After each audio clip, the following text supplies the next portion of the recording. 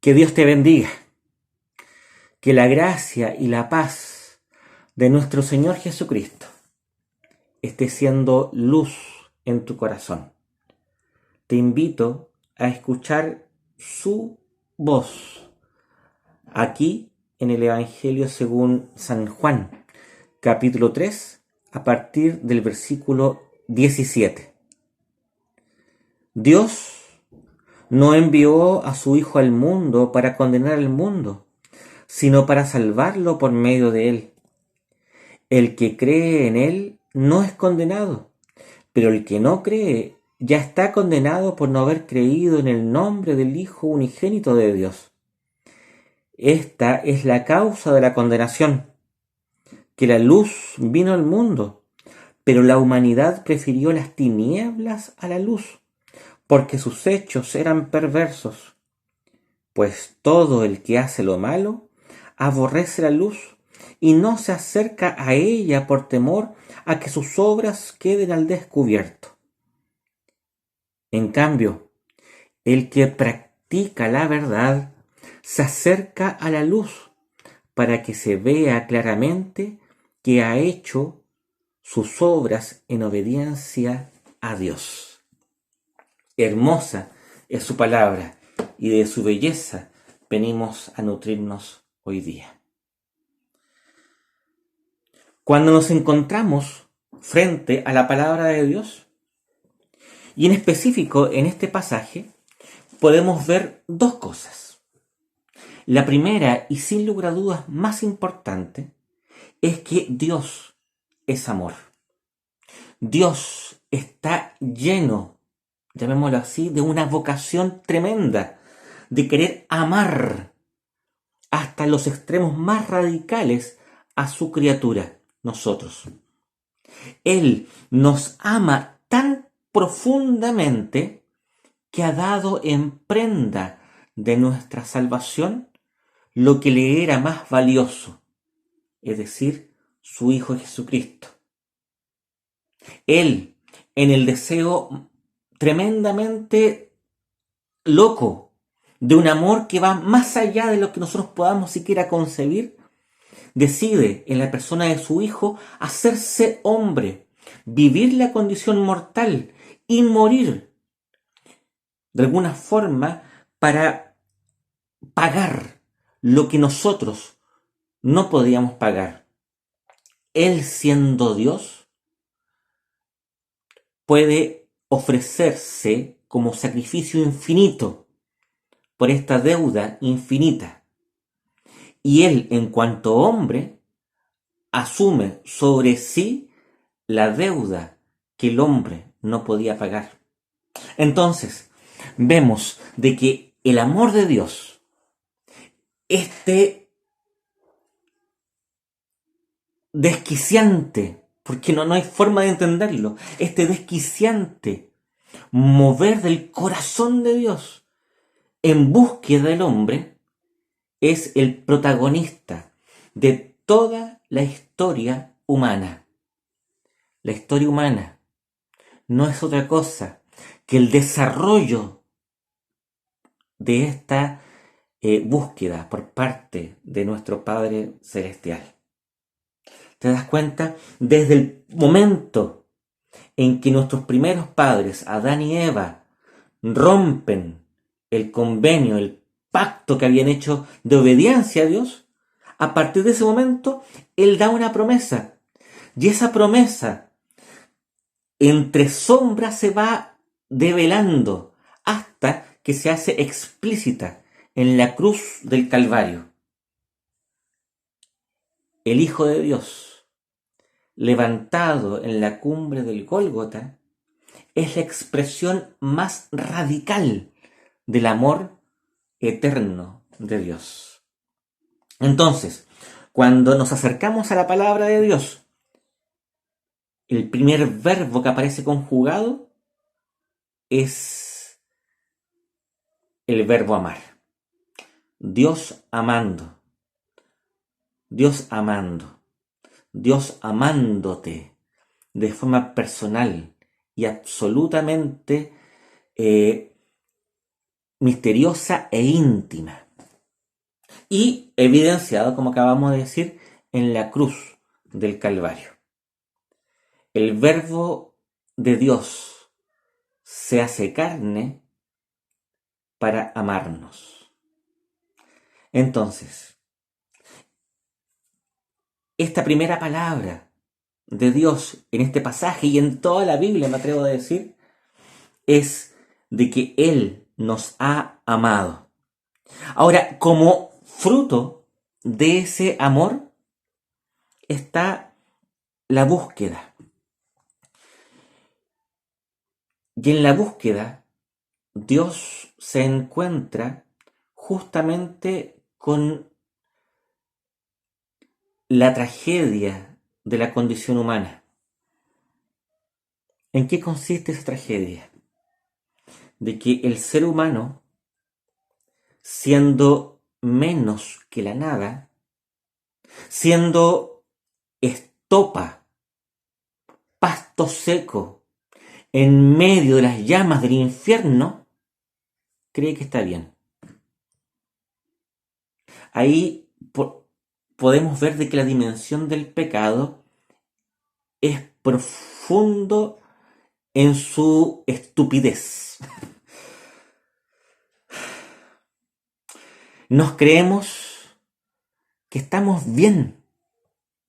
Creemos de que somos buenos, de que lo que hacemos es lo correcto. Creemos que nuestras tinieblas son luz.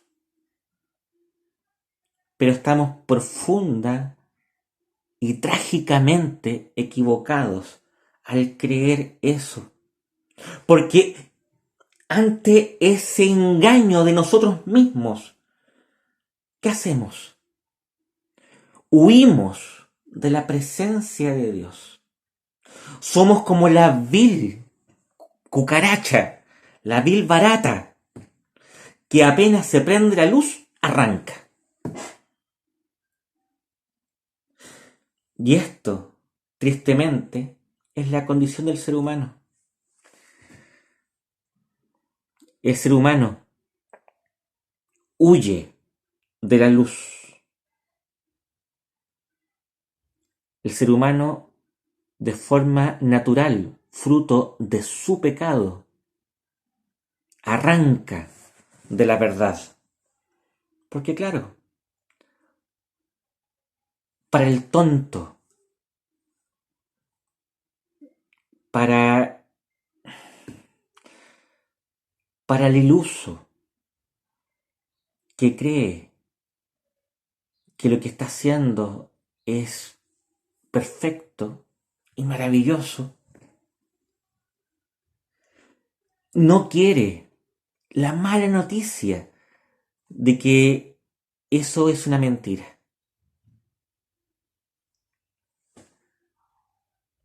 Esa es la profunda tragedia del pecado. Ni siquiera estamos hablando de que una jaula de oro es una miserable jaula de mimbre en la que el ser humano está encerrado. Y aquí está el tremendo misterio. Aborrece la luz. No se acerca a ella por temor de que sus obras quedan al descubierto. Entonces, no sé si usted se acuerda cuando era chico, o si tiene hijos, si lo ve con sus hijos o con sus nietos, si es mayor. Los niños, un poco en su ilusión producto del juego, cuando se tapan la cara y ellos no ven a quien le está buscando, creen que se hacen invisibles. Uno se tapan la cara y ellos creen que no pueden ser vistos porque él no ve. El pecado actúa de una forma parecida. Creemos que podemos escondernos de la presencia de Dios. Creemos de que nuestro delito, nuestra maldad que aborrece la luz, puede pasar escondida delante de los ojos del omnisciente, de aquel que lo sabe todo. ¿Se acuerda cuando Adán y Eva pecan en el paraíso? ¿Qué es lo que hacen? Se esconden. No sé si ha reflexionado en lo tonto que es este acto. Esconderse de Dios. Eso es imposible. Lo único que uno puede fingir es, al tratar de no ver a Dios, creer de que Él no nos ve a nosotros. Y convengamos, eso es a lo menos iluso. Y como toda ilusión, es pasajera. Y lo terrible es que después de que pase esa ilusión, viene la verdad. Y la verdad para aquel que no cree en Jesucristo como su Señor y Salvador es el infierno, el tormento eterno. El tormento eterno que no es otra cosa que estar absoluta y radicalmente encerrado en sí mismo, dando la espalda a Dios, pero experimentando la justa ira del Señor. Es decir, es el volverse a sí mismo, encerrarse en una ilusión que es infinitamente revelada a partir de la ira de Dios como insuficiente. Y eso por toda la eternidad. Es un sentirse pillado y desnudado en la propia estupidez por todo el infinito de lo que podemos ni siquiera imaginar. No tenemos ni palabras para definir el infierno. Pero eso, en cambio, aquel que por la obra del Espíritu Santo se ha mostrado delante del Padre, tal como es, ya ha recibido de Él la vestimenta santa de la justicia de Jesús, puede tener confianza y paz delante del amado. Ya no está desnudo en su vergüenza, sino que está vestido con las ropas de Cristo. Ya no es el hijo pródigo que viene lleno de mugre y que teme encontrarse con su padre y que está dispuesto a las tareas más rudas y más vergonzosas. Y cuando se encuentra con el Padre ¿qué hace? Lo viste. Aquí es la obra de Cristo, la muerte de Cristo, la vida de Cristo derramada, la que será vistiendo al creyente. Y eso es el cielo. Es la no vergüenza delante de aquel que ya no nos llama siervos, sino que nos llama amigos. Y aún más, hijos y coherederos con su Hijo, Cristo Jesús. Entonces, cuando nos encontramos frente a este pasaje, y creo yo que ante la Biblia entera, nos encontramos frente a estos dos elementos: el amor que busca y la estupidez que rehúye el encuentro.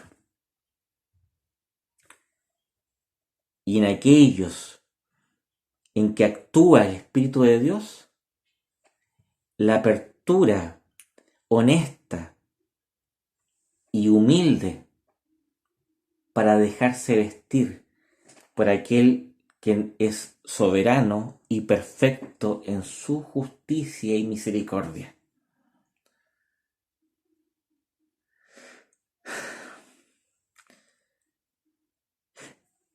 Eso con respecto a la salvación. Quiero decir un par de cosas con respecto a la santificación. Ustedes saben, la justificación, la salvación, es una cuestión instantánea, unilateral y perfecta, para siempre. Como siempre digo, Dios no tiene corcovita, porque el que da y quita, ¿qué le sale? Una corcovita. Dios no tiene corcovita. Dios es perfecto en su obrar con respecto a la justificación. Este vestirnos de la justicia del Señor, este comprarnos con la sangre de Cristo. Pero ¿qué pasa con la santificación? Hay algo de esto todavía en nosotros. Nuestra naturaleza, de alguna forma, todavía dañada por las consecuencias del pecado, tiene episodios de ocultamiento. Y seguimos pecando. Ojo, pudiendo no pecar. Pudiendo pecar menos, es el punto. Pero seguimos creyendo que podemos hacer la maldad huyendo de la presencia de Dios. Entonces, cuando creemos de que nadie nos ve, cuando creemos que nadie nos ve, cuando somos ateos en ese momento, porque en el momento del pecado, Dios no existe. Cuando caemos en la tentación del ateísmo momentáneo y hacemos aquello de acuerdo al propósito de nuestro corazón, caemos en la ilusión de que Dios es incapaz de vernos. Y pecamos, y huimos, y nos escondemos, y aborrecemos la luz de Dios en ese momento. Y apenas nos damos cuenta, caemos en la cuenta de este como saborcillo del infierno. Y muchas veces caemos en la desesperación, pero ¿cómo fui tan tonto? ¿Cómo fui tan estúpido al hacer esto? Cuando son pecados que te afectan solamente a ti, uno suele ser un poco más condescendiente, pero cuando se trata del pecado que afecta a otra persona, cuando te das cuenta que lo que has hecho le ha causado un daño tremendamente profundo a tu familia, a los tuyos, a la iglesia. Cuando te das cuenta que tu pecado ha causado un mal irreparable a otra persona.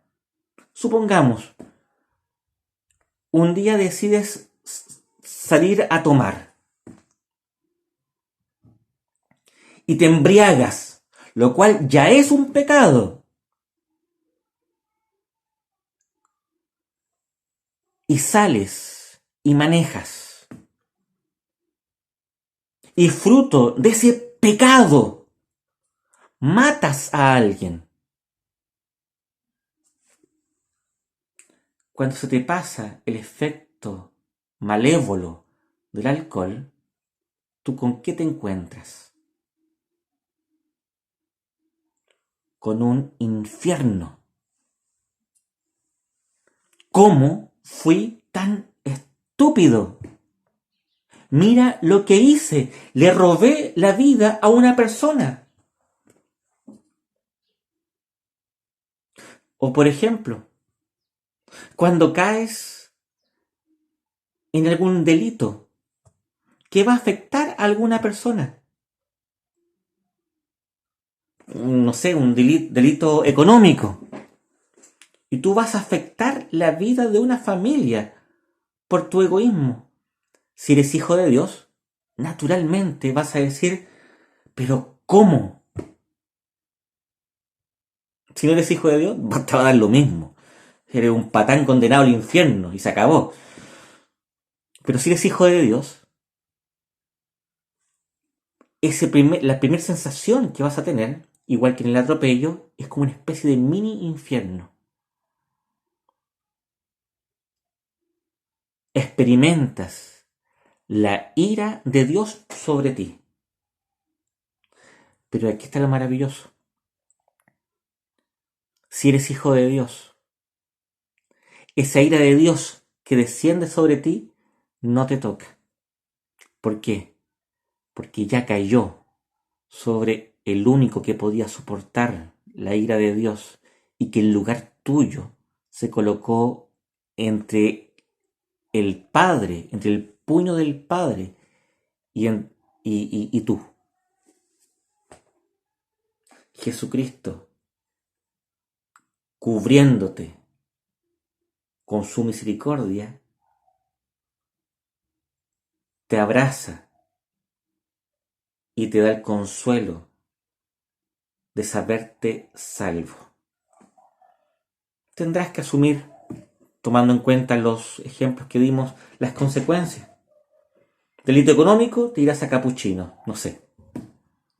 Robaste a una empresa o no sé qué cosa, o evadiste millones de pesos en impuestos, dañando a mucha gente, porque el robo siempre daña, la malversación siempre daña, no es inocente, no puede ser inocente, y te irás a la cárcel por un tiempo. Y si eres asesino, te irás a la cárcel por mucho más tiempo. ¿Qué quiero decir? No estamos hablando de que todos vamos a ser ladrones, malversadores o asesinos. Estoy diciendo que todo pecado trae consigo la consecuencia de la pena. Me refiero al corazón contristado, pero contristado así como el de Pedro, llorando amargamente, pero con una esperanza, no como la atrición, este miedo al castigo por parte de Judas. Esta condición de pecado es continua. Continúan con nosotros y nos va a acompañar hasta el otro lado del velo, como decíamos en otra ocasión. Solamente cuando estamos revestidos de la gloria del resucitado, con un cuerpo 2.0, paraíso 2.0 sobre esta tierra, vamos a ver de que ya no vamos a pecar. Pero hasta ese momento sí vamos a pecar. Entonces yo te invito a que de forma continua busques la presencia de Dios y que paulatinamente, porque esto es una lucha que no va a terminar hasta el último suspiro, mates al autosuficiente que vive en ti y que ciertamente vive en mí. Ese autosuficiente que mentirosamente te dice que no necesitas de Jesús. Ese mentiroso que te dice, no, si tú puedes solo, si es buena idea, dale. No le creas, porque ese maldito es un mentiroso. Y a los mentirosos no hay que creerles. Hay que rechazarlos, hay que sacarlos de la vida. Mata al maldito mentiroso que vive en ti. Que el Espíritu Santo lo haga huir de tu casa. No confíes en ese mentiroso, porque ese mentiroso no puede hacerte ningún bien. Te va a hacer la pata. Va a ser halagüeño contigo. Te va a decir, no, si eres bonito. Cuando es mentira eso. No te creas.